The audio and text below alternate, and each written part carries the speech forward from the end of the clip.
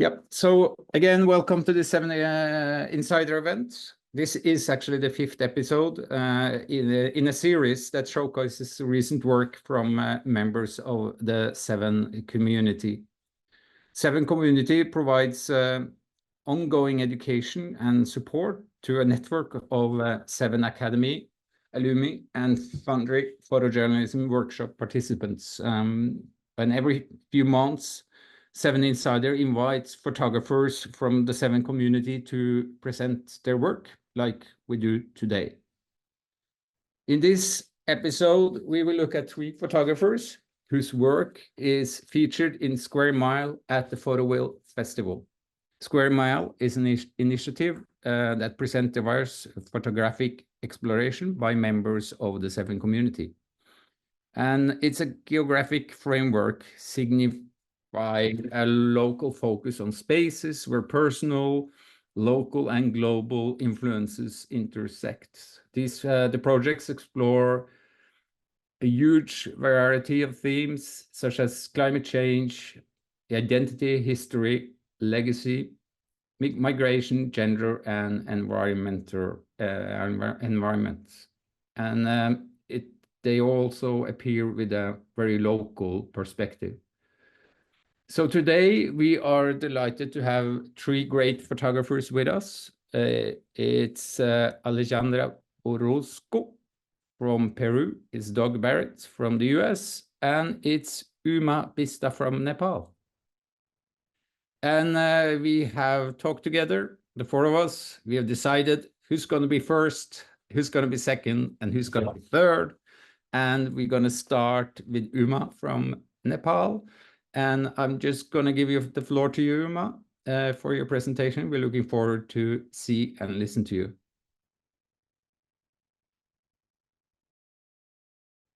Thank you, Sven.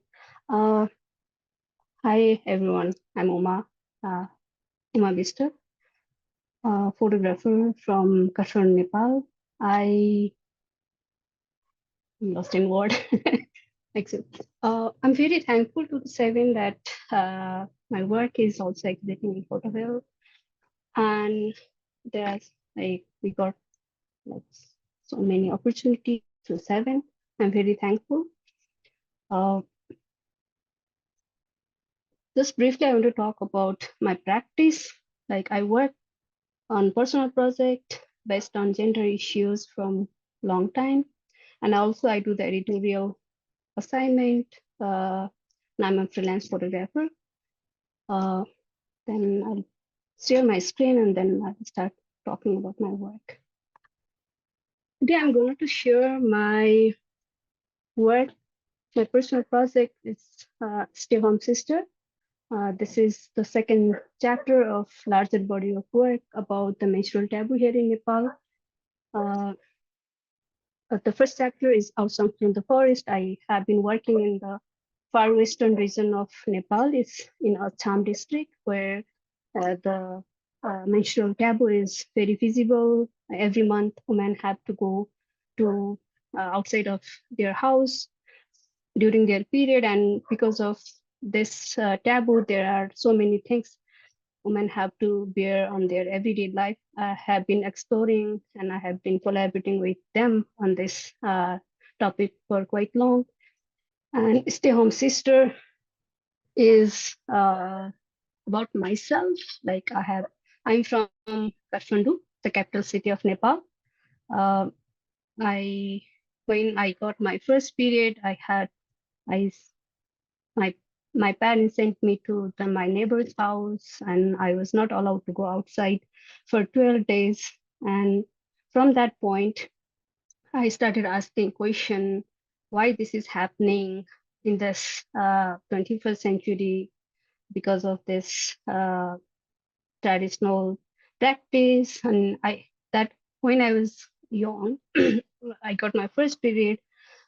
My child mind was thinking about this is not like we should not practice this anymore. And then I was just thinking about my experience, my friends' experience, my relatives' experience in Catholicity. And then when I got to know about this practice in Far Eastern region with the time, I felt that my experience was nothing in front of their experience, because uh, they have to practice this every month, and there are like strict rules in this practice. But my my experience and the people's experience in the village in the Far East region, there are some difference, but there are lots of similarities. Before sharing the image, I'm going to read the poem. I'm resting on my bed. My body has become unconscious, listless. I wish this body would disappear into this bed. Let this pain I have every month also vanish with my body. My 7-year-old niece asks, why am I in such pain?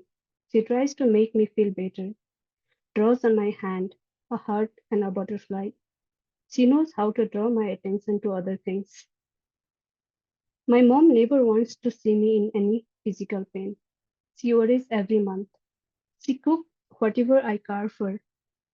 Every so often, she tells me to drink warm water. Still, she keeps me. She keeps her distance. She don't touch me. If I touch her, she grows irritated, screaming at me. I'll get sick. I have to worship God. I'll become impure.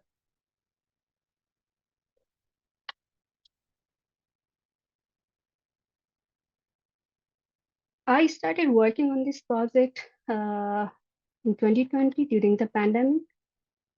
Like as I already told that I started going outside because I thought my experience was not that much compared to the people in the Far West region.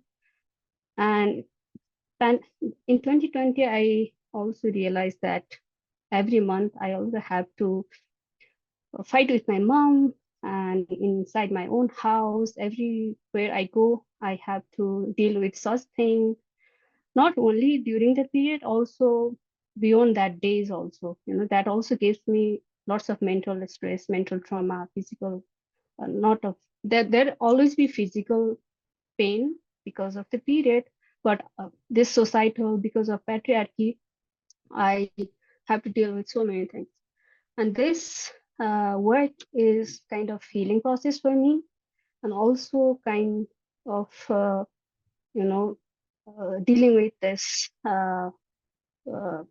practice, and also asking question everywhere. My mother, and also mother of the girls whom I'm working in the village, everyone told us that you can do whatever you want in outside, but you have to follow these rules and regulation inside the house. And this, in the name of God, in the name of patriarchy, like we have to fight with our own people. We have to fight with our own close portion. That thing is happening with me also. And this is the work I have been working. And through this metaphorical images, uh, I try to convey the masses of this uh, psychological trauma and this pain, and also tension uh, between inner and outer self. There are so many things happen because of our this. We all know period is menstruation is very natural and very important also, but because of the traditional rules and regulation, and also because of our patriarchal mindset, we have to deal with such thing in our everyday life, and it gives lots of tension, lots of trauma, lots of like things we have to deal with.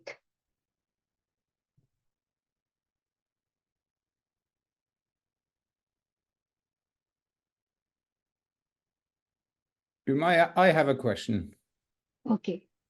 How do you work with your pictures? Like, do you plan every shot, or do you do it more instinctively, like on instincts? Do you have a kind of a set of pictures you want and you know you want, or can you tell a little bit about how you work? For this particular chapter, I not pre-planned, but I was thinking about, I was not a visual plan, like for other body of work, I was planning beforehand the visually also, but this particular chapter, I was more, reading my own experience, and also this kind of tension we have to deal more about this experience. I would say uh, through that I started looking, and I started photographing on that state of mind that okay, this gonna be this gonna be fit on this project, this body of work. It was not visually not pre-planned, but like because of my own experience, because of my own like mental process, that that was the process, not the, I think, am I getting clear or not? Absolutely, yeah. Yep.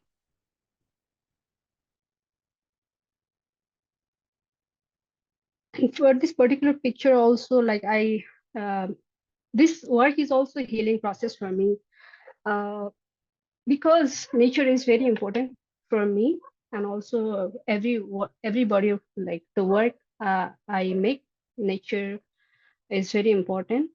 And sometimes I feel like, if I go in the nature, I feel more relaxed, and there are no anyone who would like say, oh, you are on your period, you have to follow this rule, don't toss here, like, don't come in the kitchen or something like that. We have to deal with that. In the nature, there is no one. I'll be free. I'll be relaxed. I'll be myself, and there is no one to say anything.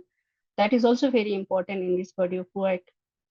And also there is also other side, like sometimes I just want to disappear, because this period always gives uh, pain from inside, and also because of this taboos that also other heaviness gives from outside also. Because of that, sometimes I want to just hide myself, just I want to just disappear. That kind of thought also comes into my mind. And particularly this picture, I was just going somewhere, and I saw this space, and I made this picture in that place. Yeah, I was already saying that I feel like we have to deal with our mother, our grandmother, or basically like always mother comes first. Our father and grandfather always became more silent, and sometimes they respond, sometimes they doesn't, and sometimes they support also, but mostly our mother always want to carry this practice further. And uh, they always told us that we have to practice this for our ancestral, like did this, we have to also do this. And my mother also say that you can do whatever you want outside, and you have to follow these rules inside the house. That also, like, I have to deal that thing in my own house with my mother. There are so many factors on this topic. Uh, yeah, that's it for now. If anyone have any question, I'm happy to answer. Yes, please, if you have any questions now or later, just make sure to use the Q&A box. Thank you so much, Uma. That was really nice body of work and interesting to hear your perspectives. I think we're just gonna go on for the next photographer to show her work and talk about it. It's Alejandra Orozco, right? Yes, Alejandra Orozco. Orozco from Peru. Is up next, yeah. And please share your screen and show us your work. So I'm Alejandra Orozco. I'm a photographer from Peru. I live in the Sacred Valley here in Cusco, which is a rural area. I work as a photographer for different media, photojournalism too. I also develop this kind of more personal projects, and I also have with my partner and some friends, we have a space here. So we're trying to create like this community of photographers, local photographers, to have this more like a safe space to share our works, So for me, this thing, VII Academy, it's been really amazing, because it's really creating like a community and creating this kind of spaces to talk about our processes. So yeah, thank you for this.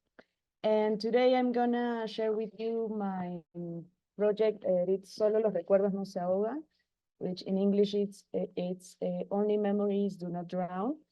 And it talks about the story of El Peñol, which is a small town in Colombia.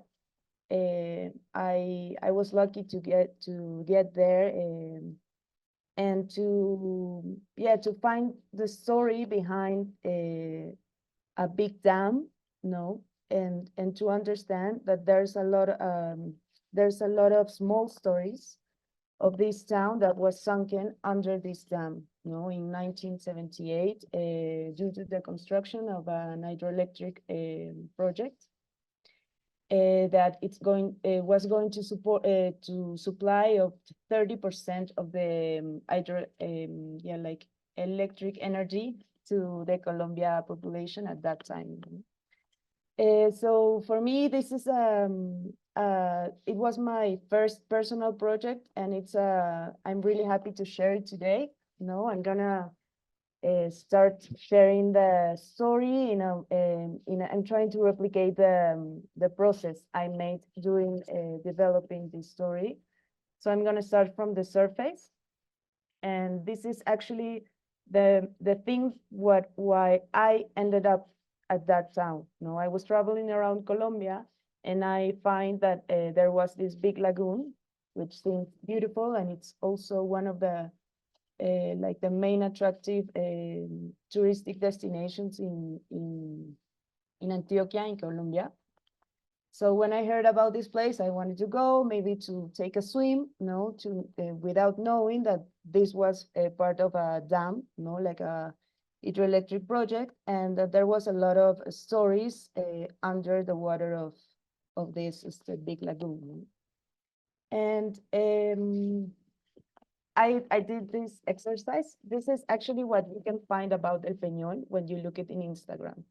So it's been visited by thousands of people, tourists, and people go there to go to this big rock, the Peñol, the big rock, and it became like this place to see like the whole landscape, the whole dam.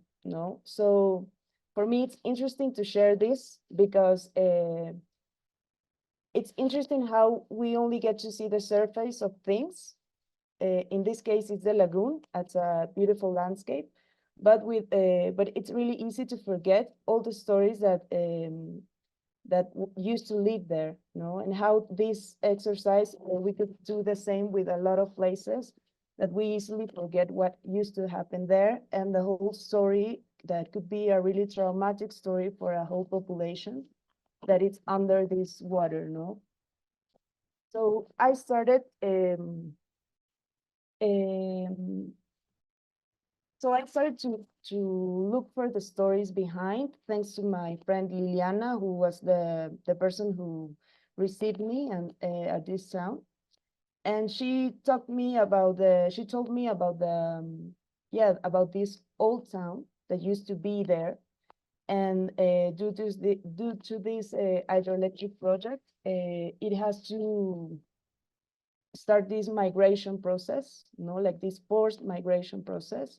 And they have to leave the place that they used to inhabit, without really understanding why, because this was a rural place, so people have a really quiet life, and all of a sudden they have to leave everything they know, because this big company, Empresas Públicas de Medellín, they came and they decided that this was the ideal place to create this dam.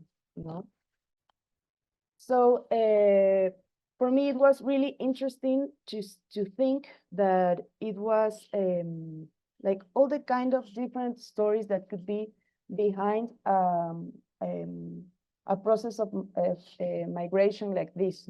So I heard a lot about communities displaced, by this kind of hydroelectric projects, but I never really questioned, and I have the privilege of living in the same place that I have lived in all my life, and no one told me that I had to leave. So I never thought about all the different small details that could be behind these kind of migrations. And for example, one of the main things that was really concerning for me was the fact that these people had to leave their houses and everything they know, but they also have to take their debts with them. So they have to go to the previous cemetery and dig the graves of their families, and take the bodies of their families who died, and take it with them to the new town. So this could be a really traumatic process. You're not only leaving the place, but you also have to think that this water could affect the cemetery, so these bodies could flow. And so they needed to dig these graves and take it with them. So this was like a small part of the whole process of migration, and the really traumatic things that they have to deal with. And I will say one of the more particular things of El Peñol for me, it's the fact that they did this work, maybe without knowing the importance of the archive, but they did this work as a town to start recollecting all these memories. So they have like a family archive, but they also have this press archive from that time. So as you can see, this is 11th May of 1978, which was the year when they have to leave their town. And actually for me, this is very important, because this work is made almost entirely, totalmente, fully made of archives. So it has only like 2 or 3 pictures made by me. The rest is made by archive. And this is also because I couldn't see the story. At one moment, I even thought maybe I could swim and have like underwater pictures of what is left of this old town. But actually that wasn't possible, because the water of the dam is like really, really dark. So it's impossible to see, or I didn't know how to do it. So I decided to recreate the whole story about the memories they recollect. And actually, this is when I met Nevardo, which is the current director of el Museo Histórico del Peñol, like Historical Museum of El Peñol. And he used to be a kid when they had to migrate. So he lived this migration process as a kid. So he told me how he, with another kids, they decided to take this migration process almost as a game. So they start recollecting the pictures that the authorities were throwing to the Nare River, which is the river that filled the dam. And because maybe we don't realize the importance of our pictures now, but if we think the archive for the future, and maybe to the pictures itself having the opportunity to tell the future stories. So I think it's really interesting how them as kids decided to play this game. And now this archive that they take from the water, it's like most of the, like the importance of this new museum, if they have in the new town. So for example, this is a press archive they have from that day, and they call it Hiroshima Paisa. Which is like replicating this catastrophe of Hiroshima and take it to Colombia. Paisa, it's how they call the people from Antioquia in Colombia. And from these kind of things, I even took the name of the project from a titular, como que a name of an article of the press of that time, it was Solo los recuerdos no se ahogan, only memories do not drown. So entirely from this archive, I start to see how these people were forced to migrate with all their houses, all their things, and they didn't even have the cars to take all their things. So they had to take everything that they could carry with them. So to talk about how these big development projects could impact in small communities like this, and how the people of this how the stories of these families they're not really known, So maybe they did this amazing work to put together all this archive and to create this story archive of the old Peñol. And then I came and then I found these stories, and try to recreate all this traumatic process that they have to deal with. And I start to playing with the archive in a way, I start to put in an image above others and to create my own edition of the story.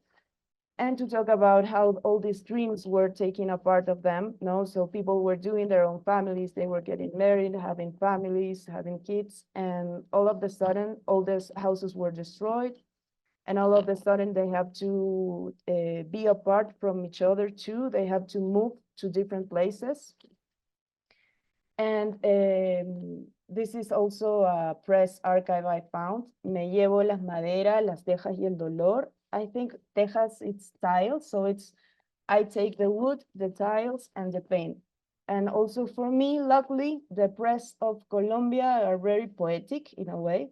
So they were also playing a lot with the story and the names they used to put to the press stories, So there are different parts of this story that for me was very important, not only as, how you say, like this particular story of the Peñol, but to talk about the things that are happening in different parts of the world when we talk about this kind of development projects, So for example, this is a very representative thing for me because this is Diego Calle Restrepo.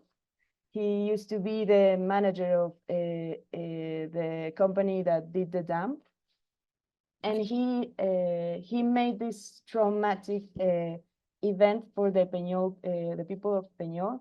They decided that they will go, even if there was people that they didn't want to go, but there was a contract, And so they have to leave the town, and they start leaving the town, but they also ask, we're gonna go, but if you promise that you will keep our church, because the church, well, in a Catholic country like Colombia, it's a very symbolic, like monument, So they only ask, so I'm gonna go, I'm gonna leave everything, but please keep my church.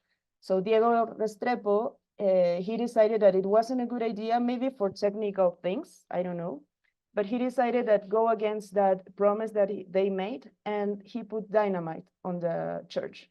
He tried once, he tried twice, the church was still there, and he tried twice, and he finally broke the church.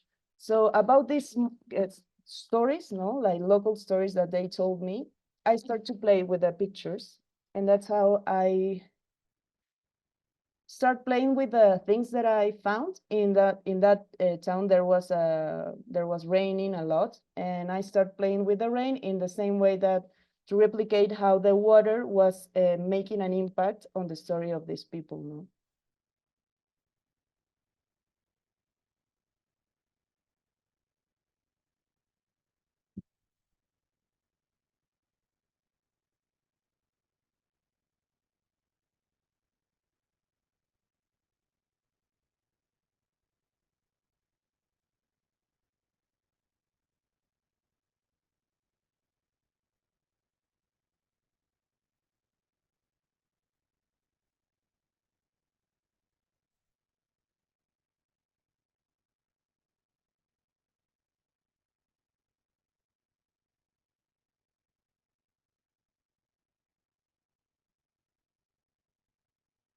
So this is a phrase that I found at some point, and I thought it was very accurate. You know, they say their faith moved mountains, but reality, dynamite has been more useful.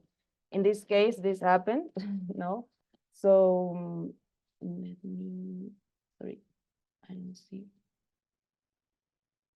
So that's how I started playing with the images, because I'm not working with my images. I'm just working with the images I found in the archive, and I start doing the como replicate the images and start to putting them underwater. It was a very easy gesture, but in the meantime, I start noticing how the images were distorting, and to think how the story of this town was also distorting with time, you know? Because now the people that are living in the new town, the younger people, when you ask them about the story of their old town, they don't really care. And there's only the people that used to live there that now lives in the new town that are very concerned in maintaining the story alive, no? So for me, it's a very important comment on how of the importance of the photography of the archive to tell future stories. We don't, maybe sometimes we don't really consider the importance of the work that we're doing now, but maybe the future generations will have this archive, even digital archive, or like the social media, the things that we're creating now, to tell the future stories and to talk about what's happening now, no? So it was a small gesture, as I mentioned, to put these images underwater and to distort them, to mention how the memory could fade, but also the time is changing the stories and the memories we have from our own space. You know?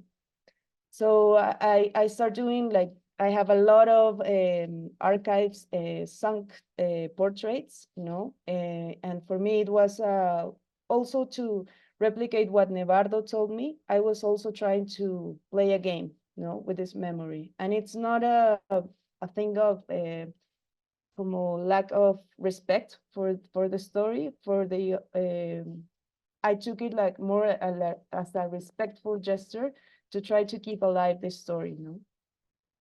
And for me, it was very important, since I was talking about the story of other town that it's not myself, to take it to the people from there. And I had the opportunity to present it in the museum and invited them to recreate with the old pictures and the new pictures from the new people living there, to create like this new face, no? And for me, the whole project, it's a way to talk about how we are creating this, how to say, like collective identities, no?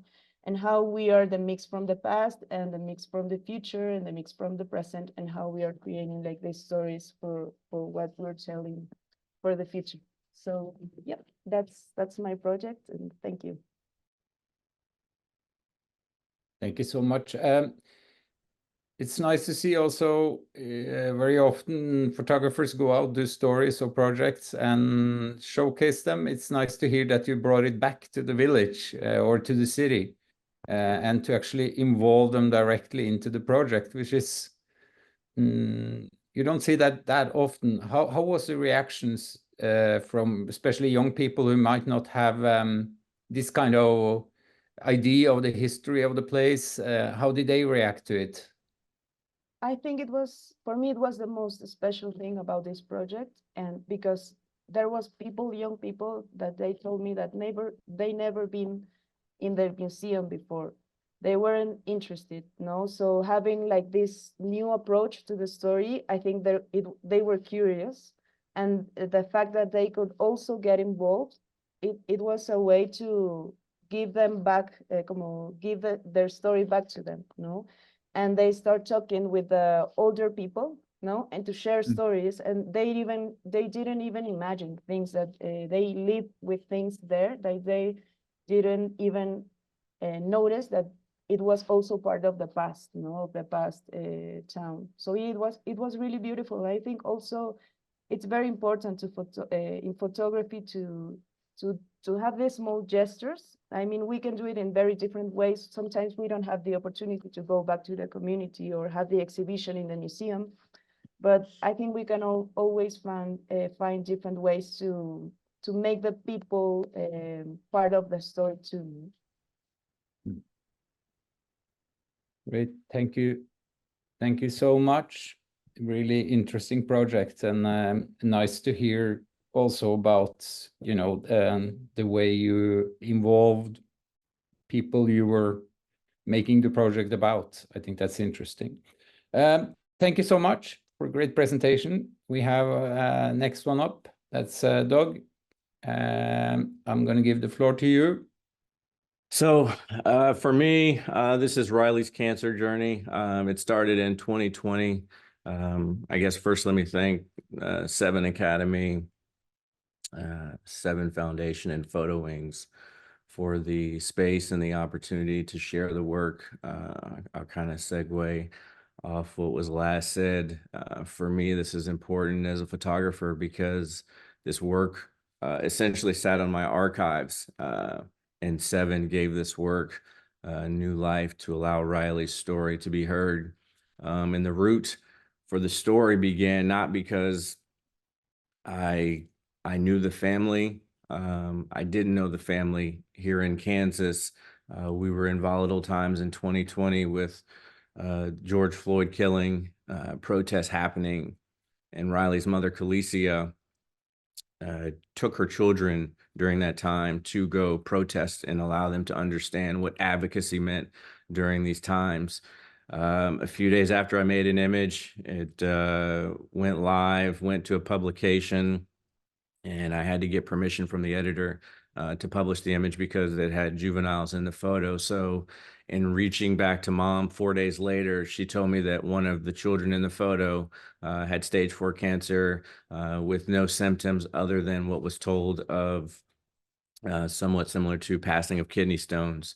A mother's instinct kicked in, and she felt like she needed more answers. It was off. It didn't feel right to her. So she sought out more information, and she was diagnosed with stage 4 tumor of Wilms tumor cancer.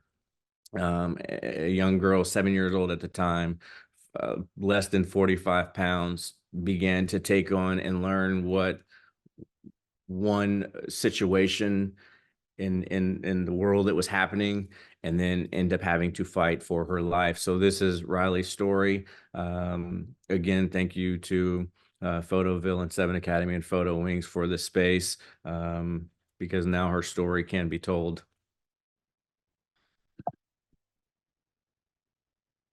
Am I sharing the screen? There we go. And this is in the home. Riley, every day before her treatments, she would have to get these drops. Mother and father, Robert and Kalicia, were both are currently one, Robert is still in active duty in the military. Kalicia, combat veteran in Iraq. 7 other children, and this was their daily life. This moment right here, she was getting ready to go into her last scan.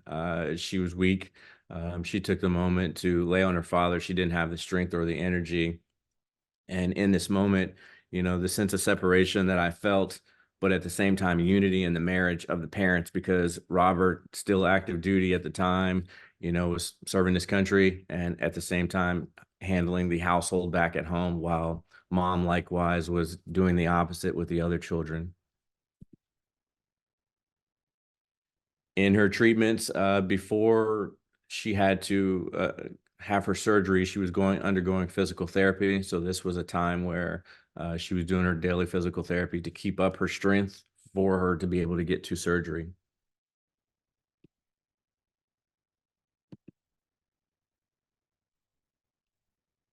In this moment right here, you see a 7-year-old who has cancer, who has not had her surgery, and her father was asking her, what does chemotherapy feel like as it goes through your body? And she was explaining to her father what that felt like. And this is Riley going into her last scan, and this is what it looked like during COVID. You know, again, photographer's perspective, I always kept telling myself I wanted to be closer, but at the same time, as I'm out photographing the protests and everything that's happening in 2020, I wanted to give myself space that I did not, cause this child any extra harm that she was already going through. And she had completed her cancer radiation scans, and this was her having the moment and opportunity to ring the bell. And this is what chemotherapy looks like from her perspective. This was her mom, and all that she was going through, experiencing. This was her moment to actually eat lunch. She, again, a mother is taking care of her child, and then at the same time has other children. So it was a moment that was heavy, but at the same time, it was like, Kalicia, make sure you're eating food to be able to care for Riley.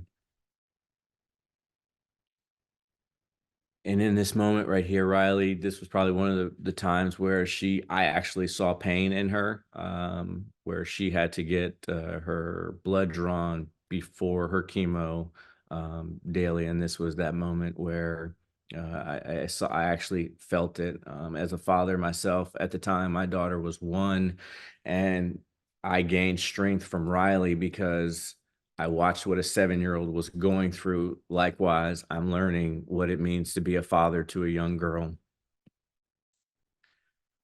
And this was Riley right after everything. She made it back to the hotel room. The hotel was significant because they had to drive from middle of Kansas to the the eastern part of Kansas, a daily hour and 45 commute, and getting back to the hotel, she was spent. And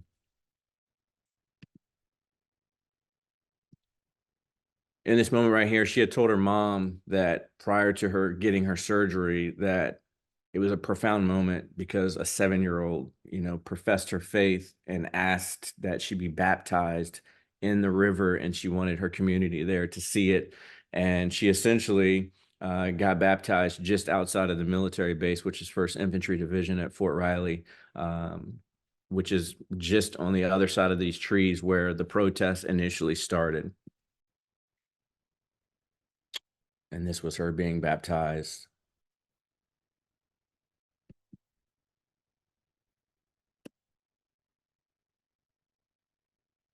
Prior to going to surgery, one of the things that she had to do was she had to shave her head completely, and she went to her local favorite barber in Junction City, Kansas, and got her last haircut.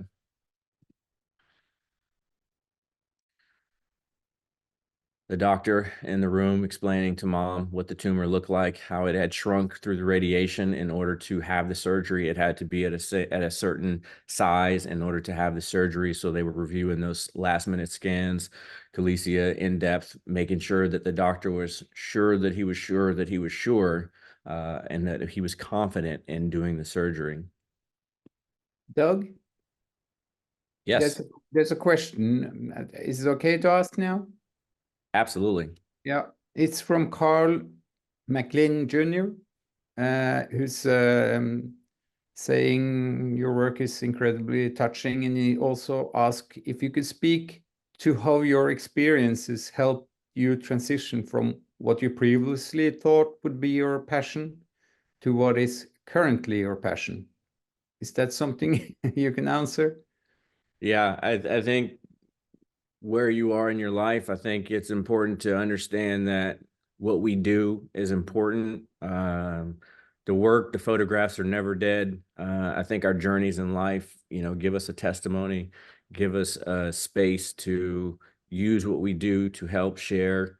And I believe that my purpose for me, not anybody else's purpose, is to use what I do to share the narrative of people's stories, to help educate so that we ultimately can make a better world. And I hope that, my work, in collaboration with all these incredible photographers, sparks conversations. And I think that what I'm doing is just a small tool, to do my piece. So thank you for the question, Carl. In this moment, she had just had her surgery, and Kalicia, her mother, at the bottom of the image, overlooking her as she's, taking her time to rest and recover. And then we get back to the home life. She had healed from her surgery.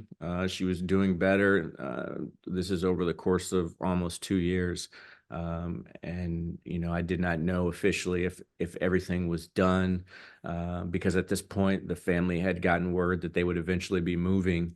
But at the same time, we were still, you know, waiting for the official word.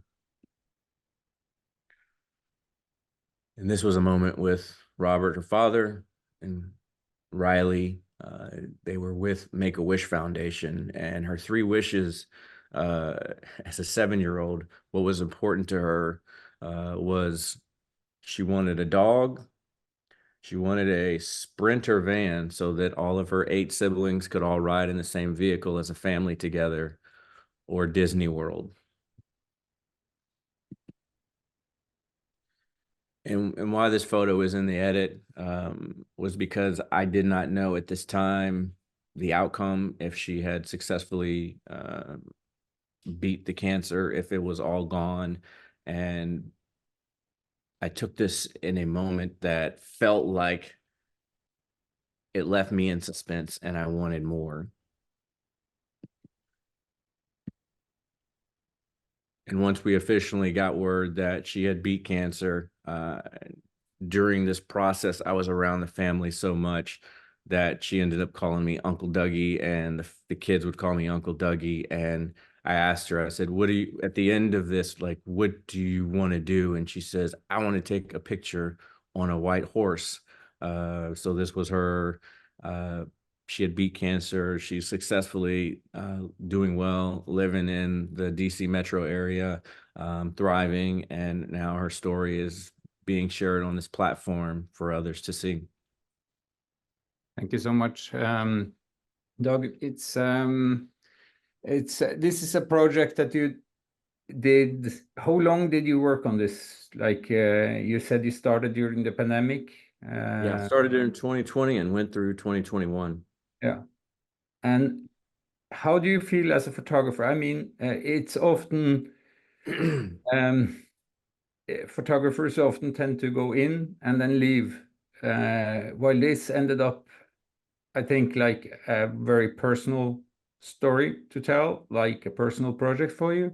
How important do you think it is for you as a photographer and for photographers in general to get that connection that it seems like you got with the family?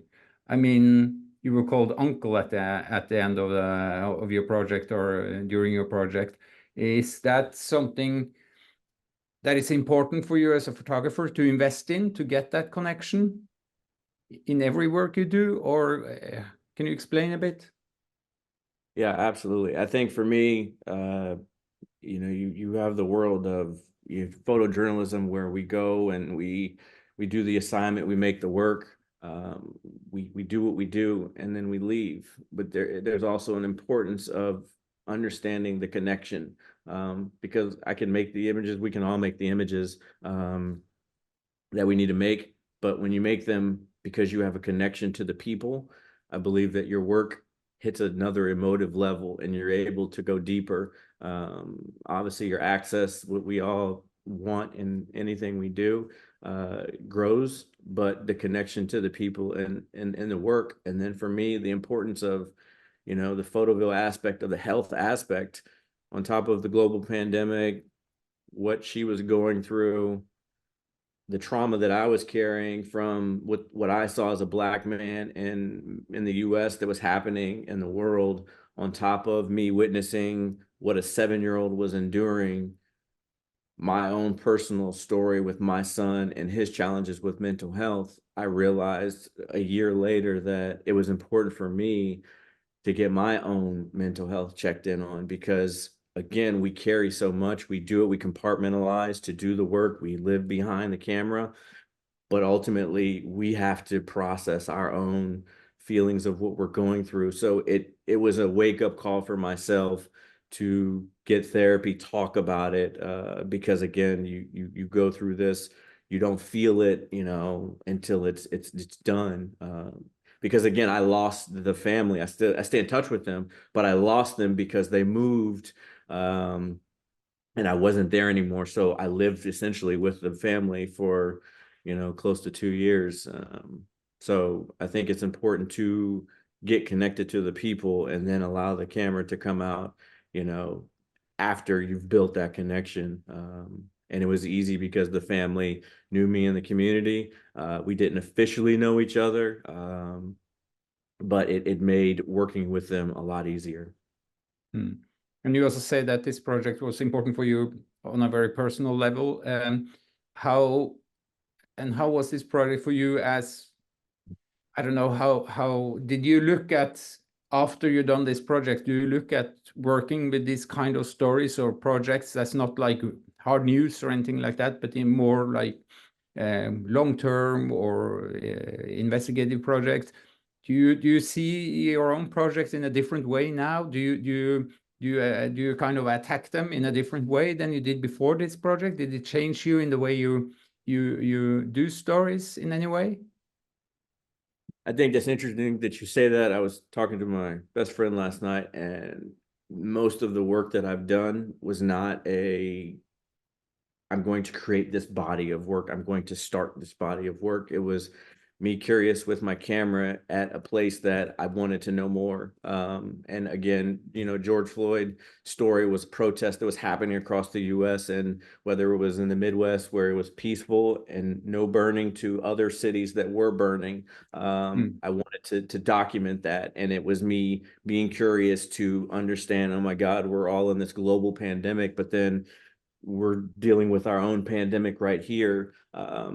And it was me wanting to know more, which led to, hey, our family is going through stage 4 cancer too. Can you help us tell our story? And then, like anything, to do the job that we do to pay the bills that we hope to pay with our cameras, I pitched the story and to all the outlets, and it wasn't given the time or day, and that's okay.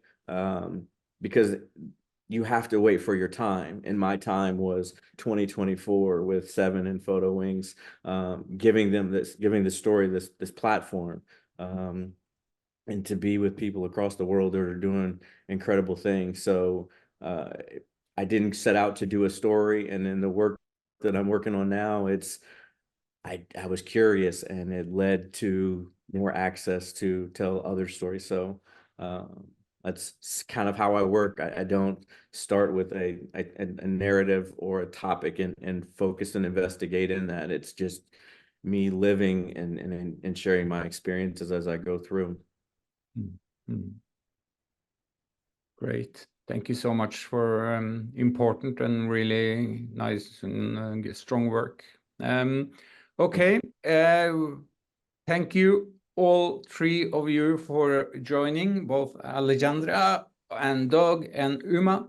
It's been great to have you here on this webinar that's been made possible by Photoville. And thank you all guests for coming in and watching these great photographers.